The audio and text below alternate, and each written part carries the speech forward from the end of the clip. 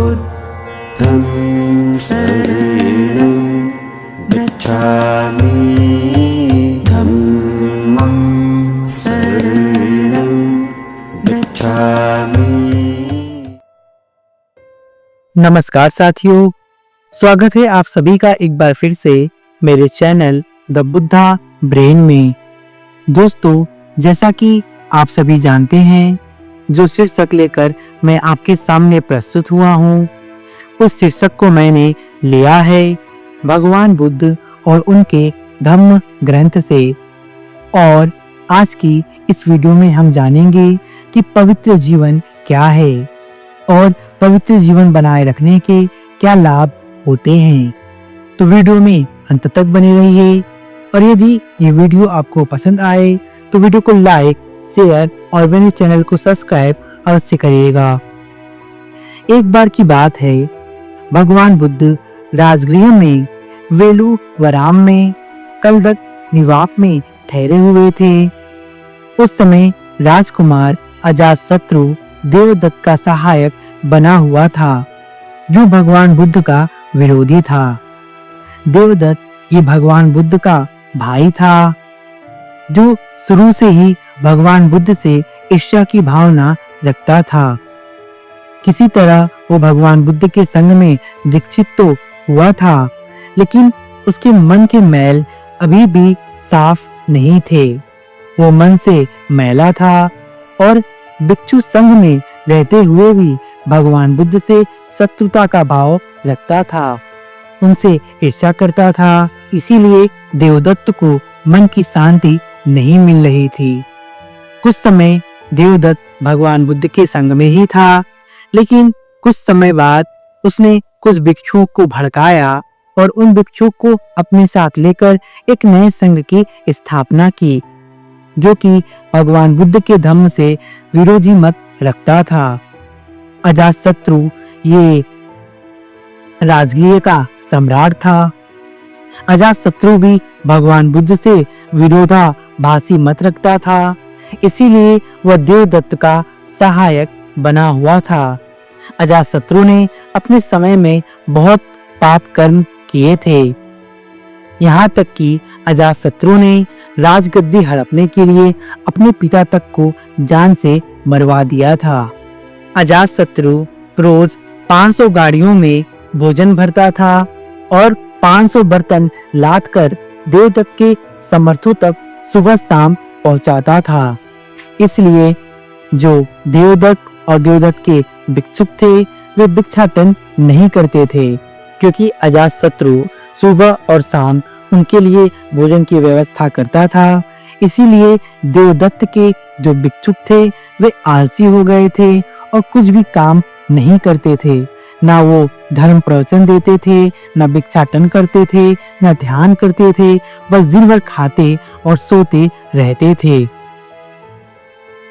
जब यह सब कुछ तथागत बुद्ध के भिक्षुओं ने देखा, तब कुछ भिक्षु तथागत के पास आए, तथागत को अभिवादन किया और एक ओर बैठ गए। एक ओर बैठकर भिक्षुक ने सभी बातें तथागत को सुनाई। तब तथागत ने भिक्षुक को संबोधित करके कहा, भिक्षुओं, राजाओं से लाभ सत्कार की खुशामद की इच्छा न करो।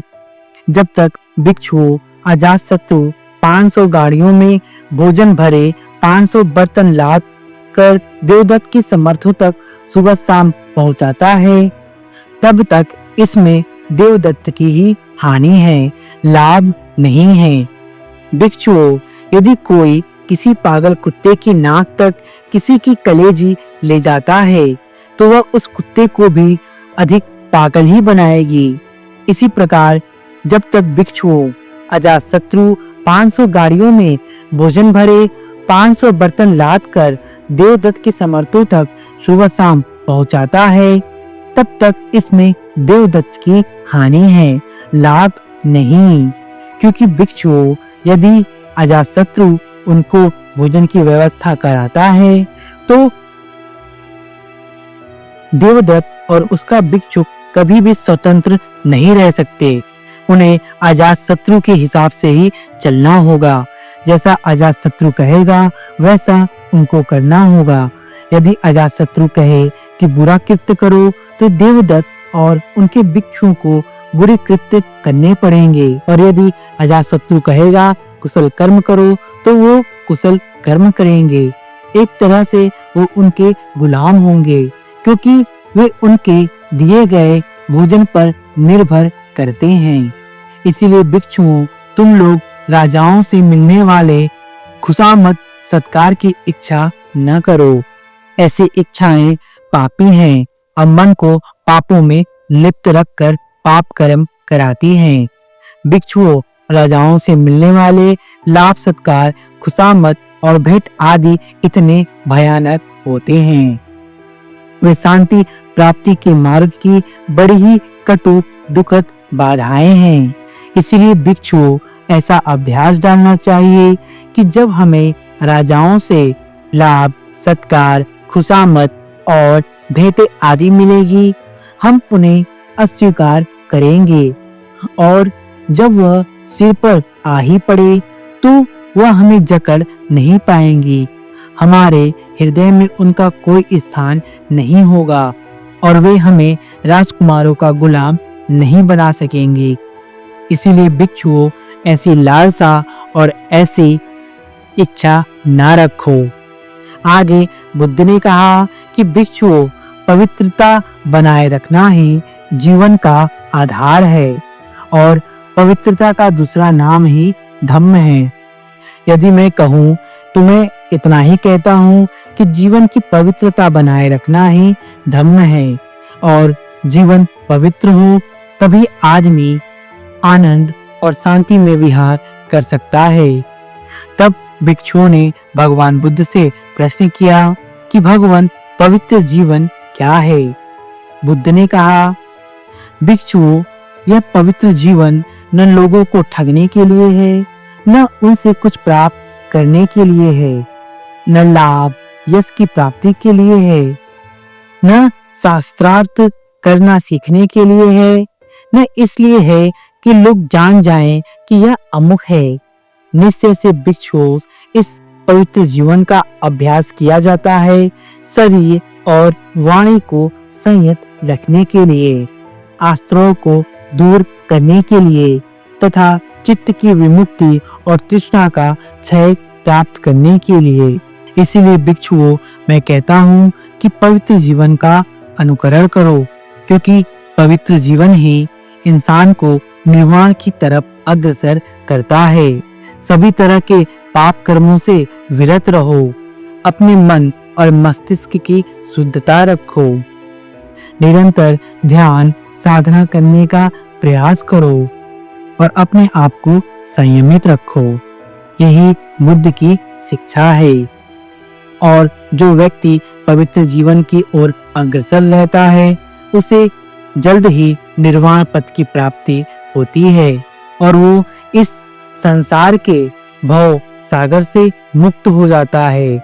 जब वह भव सागर से मुक्त हो जाता है तो जन्म जन्मांतर की कड़ियां टूट जाती हैं, जन्म जन्मांतर के दुख का नाश हो जाता है और व्यक्ति शून्यता में विहार कर निर्वाण पद को प्राप्त कर आनंद और शांति में ही विचरता है। तो मैं आशा करता हूँ कि आप भी समझ चुके होंगे कि पवित्र जीवन क्या है और क्यों हमें किसी के ऊपर निर्भर नहीं रहना चाहिए, बल्कि आत्मनिर्भर रहना चाहिए। क्योंकि यदि आप किसी के ऊपर निर्भर रहते हैं तो एक तरह से आपको उसका गुलाम होकर रहना पड़ेगा। तो अब आप ही ये विचार करिए कि आप गुलामी भरी जिंदगी जीना चाहते हैं या स्वतंत्रता भरी जिंदगी जहां केवल आनंद, शांति और निर्वाण है। यदि आपको ये वीडियो पसंद आई तो कृपया वीडियो को लाइक करें, मेरे चैनल को सब्सक्राइब करें। मेरे साथ मेरे चैनल द बुद्धा ब्रेन में बने रहने के लिए आप सभी का धन्यवाद।